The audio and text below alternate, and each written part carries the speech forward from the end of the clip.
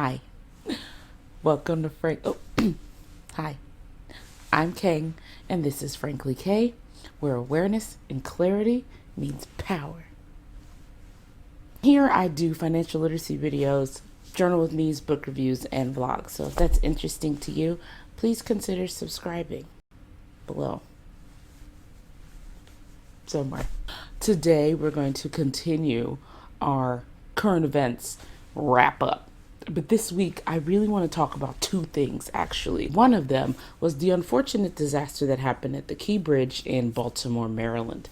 And the reason why I want to talk about that financially is because it is now halting a lot of export and imports for the Eastern Seaboard, the US, and Europe. A lot of people don't realize that Baltimore, Maryland is one of the biggest ports on the Eastern Seaboard, and I think someone said over 100 to 200 million dollars worth of goods go through that port.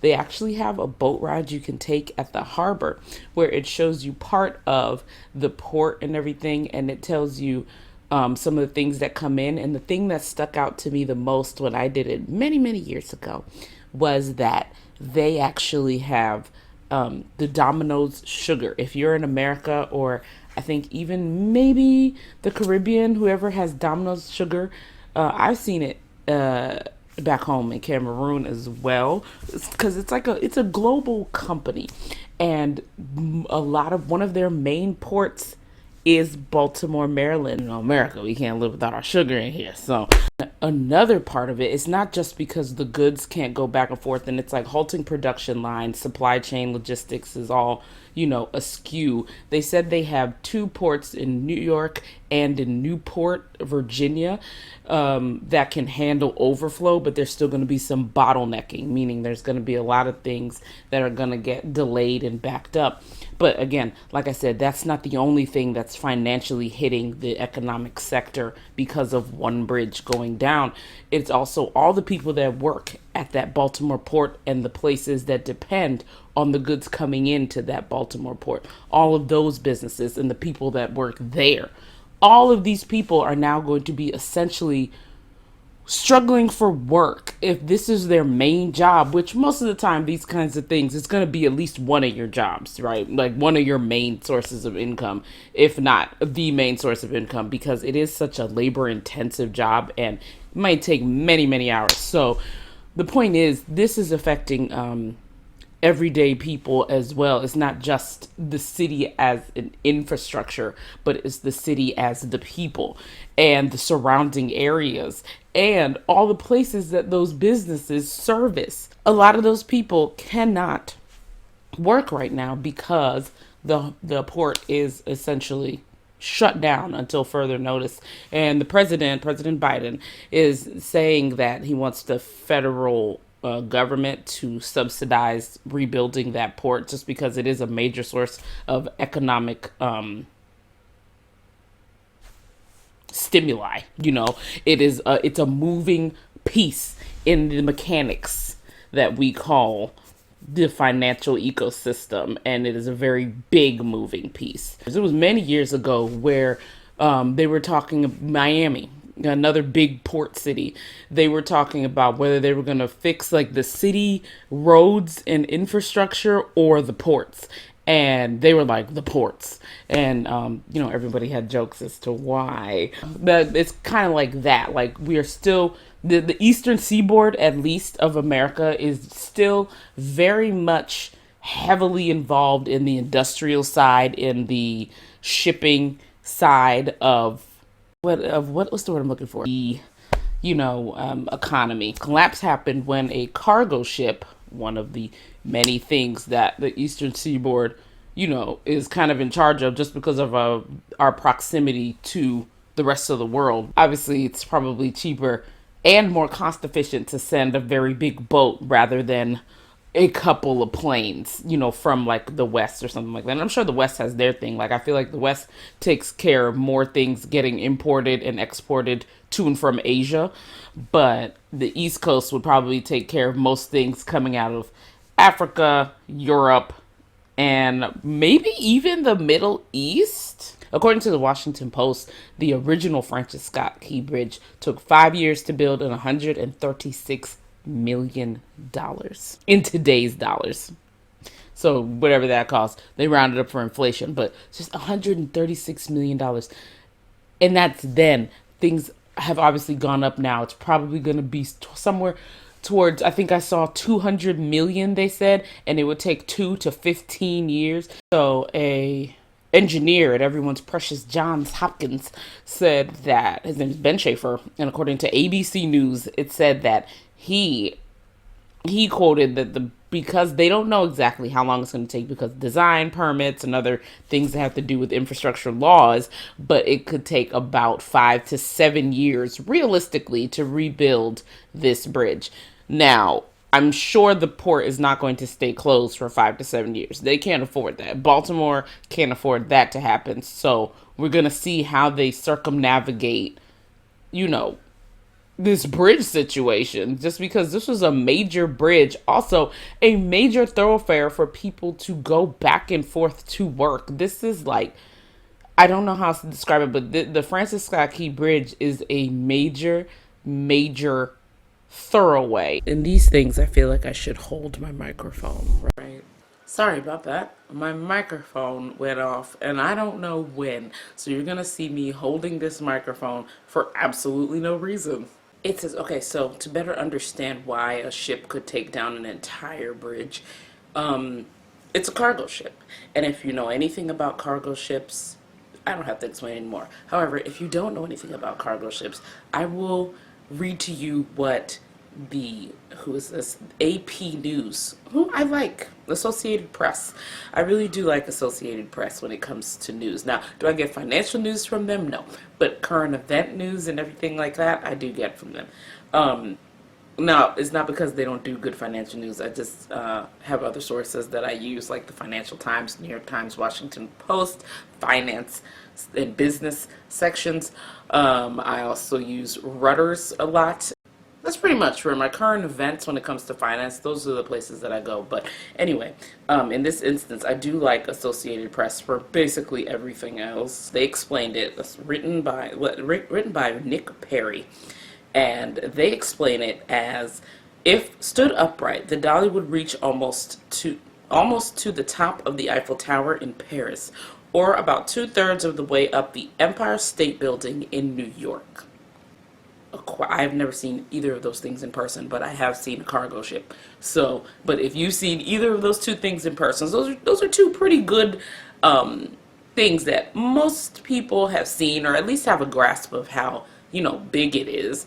So yeah, that was a pretty good indicator of how big this ship is. And now imagine that's if it stood upright, meaning you put it on its tail and put the nose in the air. So just think about that, but that's laying flat out in the ocean. I mean, that's a really big ship, and not to mention there was stuff on top of it.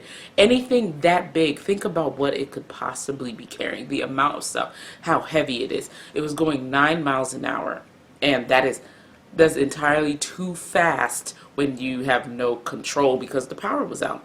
The captain did everything they could. They sent out the distress calls, but like on a ship like that, if the power goes out, you can't just turn that ship around. You can't just turn the Eiffel Tower around. Just anything you think you can put on something and make it really, really big, that's what they use the ship for, especially things with a lot of weight in the Middle East. So yes, like I said before, it was going from Baltimore to Sri Lanka, and it was chartered by a Danish company. So now all of that whole logistic supply chain is fucked. And this is affecting other countries as well, because these people are still waiting for their goods. They're waiting for their goods, meaning they cannot produce what they need to produce because the things aren't, it's been slowed up. I don't know if it's there yet. We're not going to get into all of that because it has nothing to do with, it kind of does have anything to do with finance sector, logistics, but I want to get on to this next piece of news, which is less sad and more vindicating. This one is about Sam Bankman-Fried. Right, so how you say his name?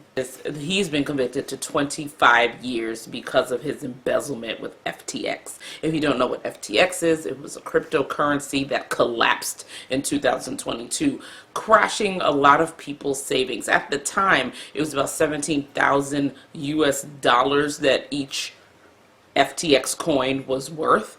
So a lot of people, most likely, like most people in the early crypto coin days, this is not 2022, but like earlier than that, people who were actually making money off it, they were like investing in the early 2000s.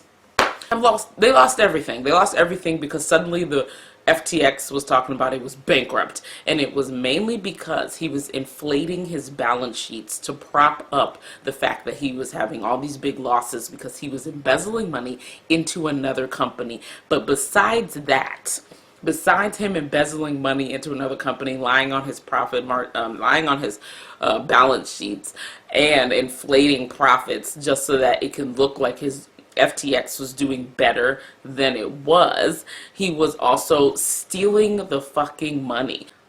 Okay, I'll get into it a little bit. Hi. I'm doing this just after I finished it, so something might be off. I don't know what it is yet. But anyway, I decided it needed more context, the FTX exchange, so I will be popping in here to give it to you. The FTX situation, the whole reason why it collapsed is basically, I can give you a rundown. The main rundown of it is that they didn't have enough money to give everybody back their withdrawals when I think it was like 6 million. It was either 6 million or $6 billion that FTX customers were withdrawing back in 2022.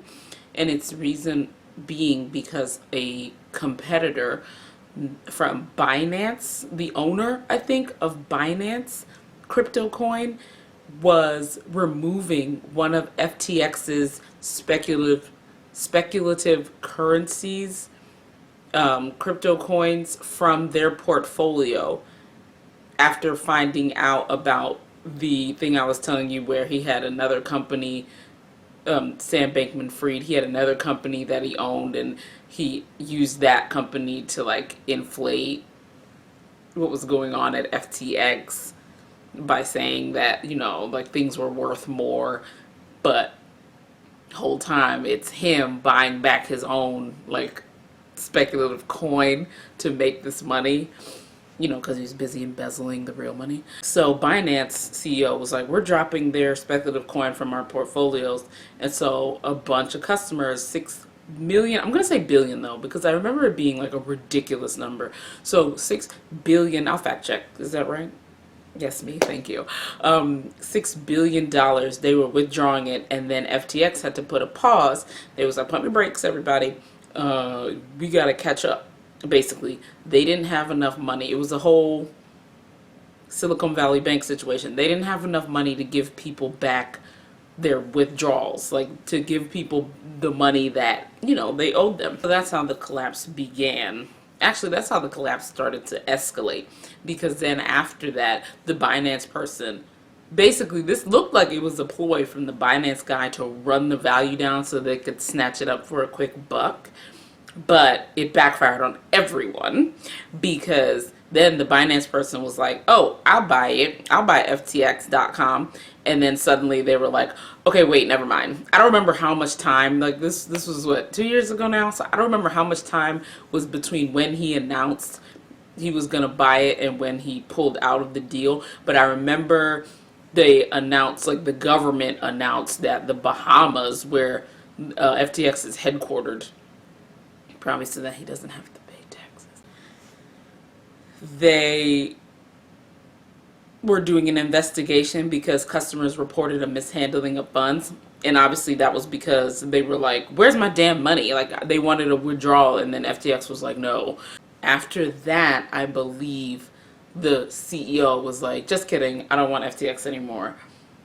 And because then the US government jumped in it and was like, hold up, wait a minute, did somebody say mishandling money? Not on our watch. That's the background. Get back into the story. as this whole court case has gone on, he is apparently sticking by the fact that he never embezzled a thing and everyone could have got their money back during the bankruptcy, but his bankruptcy lawyer didn't know what he was doing, basically, is what he said. Now, this bankruptcy lawyer has wrapped up bankruptcies for many big companies, actual big companies. We're talking Enron. If you are my age or older, you remember the scandal that was Enron. We can get into that another day. If you don't know, it was a computer company, a technology company, I should say, and it crashed terribly. That's the bottom line. This bankruptcy lawyer person, like, handled that, and then they also handled another big company that I can't remember the name of right now, and I don't care to go find it, but they handled that, and they were like, first of all, how dare you? And then second of all, here's paperwork. And so the judge of the case actually said, let me see this bankruptcy paperwork, because I hear Mr. Bankman-Fried, but I don't want to hear that shit. Like, I need to see with my two eyes what's going on. So he reads the bankruptcy paperwork and realizes that Sam Bankman-Fried was lying again. And it's like 5 whole pages from this bankruptcy attorney basically saying that Sam Bankman-Fried is absolutely bananas and he's ignored everything that they talked about and everything that they wrote down in the pages and pages of missteps that were happening at FTX, including the fact that they found out that there was a hole worth millions of dollars, in his books. And the reason why the hole was millions of dollars is because he was embezzling the money. That's what he said without saying it, because the judgment, he can't tell the judge what to say. But basically he was like, look, the money ain't there. It's got to be somewhere. So anyway, now they're trying to figure out how much that consumers who bought FTX and lost everything in the bankruptcy, how much they can get back, because right now it would have been valued, I think they said $70,000, but I don't know if everyone's going to get back the today value or the value that it was at when FTX went bankrupt and, you know, told everyone that all their money was gone. And Sam Bankman said everyone could have got every single penny of their money back, but then his, like, paper trail said otherwise. Like, it was crazy to me. Like, he was really in court going for the gold, like being like, no, I mean, like, everyone could have got every penny of their money back. Like, the whole reason why all this happened is because these lawyers are incompetent. Like, these people handling the bankruptcy of FTX are incompetent, and all the people handling the bankruptcy of FTX were like, you're incompetent. Okay, so anyway, it's a whole slugfest, and Sam lost because he's going to jail. And that's the financial news. Those are the 2 very big stories. One more nugget that I think I'm going to break down in another video, like, separately. The cocoa prices have hit a record high as of right now in commodities, like as a commodity. And what is it? According to the Washington Post, it broke past 10,000 per metric ton. Okay, and that matters because the fact that it rose that high in its worth, but right now they keep claiming that cocoa has been ravaged by bad crop. Like, the cocoa industry has been ravaged by the bad crop that's coming out of Ivory Coast, Ghana, and places like Cameroon, who also does cocoa export, and most people don't know. We do palm oil and cocoa export. We've been using palm oil for years without deforestation problems, but because of mass consumerism and the overproduction of commodities, things like palm oil often get a bad rep when it comes into the commercial aspect of it. But locally, when people use it, deforestation isn't the biggest issue. Deforestation, the most deforestation problems occur because of lumbering contracts. So, well, at least in Cameroon. But also, that is also my outside speculation. So if there's anyone out there who actually lives and works in Cameroon and is in more detail with the agricultural economics, please let me know. Do you agree or heavily disagree that lumbering is the major cause of the deforestation problem that is happening in West Africa? Cameroon in specific. Other countries obviously probably have different problems. But do you think palm oil is a cause for that? Do you think cocoa is a cause for that? Let me read it to you. Unfavorable weather conditions and disease have ravaged cocoa crops.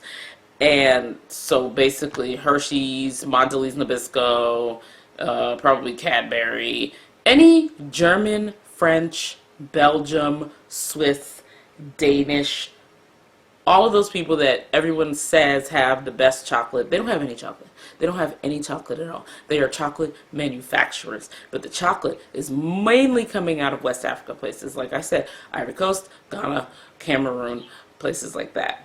And the fact is, they have been nickel and diming cocoa farmers for a very long time. Most of the time they pay per kilo or whatever, or per metric ton or whatever, depends on if you have an entire plantation. But they also will pay like individual people. Like you may have cocoa, like my family had some cocoa trees that my uncle planted on our family land, and he used to harvest them, dry them out, and then take them into town, get them weighed, and sell them for money. And I'm sure, you know, that little kind of individual thing like that. But they're always complaining about the quality of the cocoa pods and the quality of the cocoa. And I always feel like, this is my conspiracy, this is my economic conspiracy, I feel like they like to pretend that the quality has degraded, when the real problem is that they don't want to keep paying for the rise in costs. Because most people, farming is hard. Farming is hard work.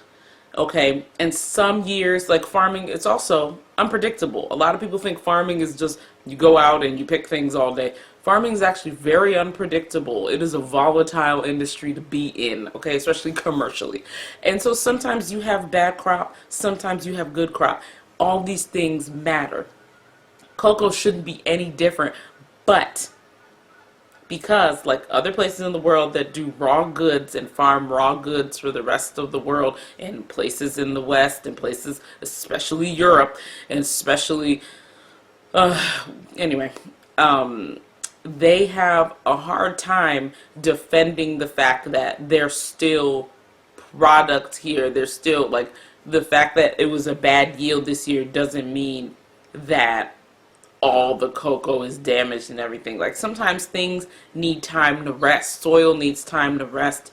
Soil needs time to have a turnover rate. Like there's different things that are happening, and I just feel like the demand is outpacing the goods in a way where it's healthy to plant and grow these kinds of things. And I feel like there should be, on the manufacturing side, there should be a better way for them to rotate goods, you know, or maybe make chocolate seasonal so that people aren't having to, you know, bleed the soil dry with one crop over and over and over again. All of these things are financially important topics because, one, farmers could be able to diversify their portfolio and not get too stuck and too heavily dependent on one crop, especially something that can, you know, get destroyed, get diseased, get affected by weather conditions, stuff like that. But, yeah, what do I know? Okay, so thanks for watching. Have a good one. Bye-bye.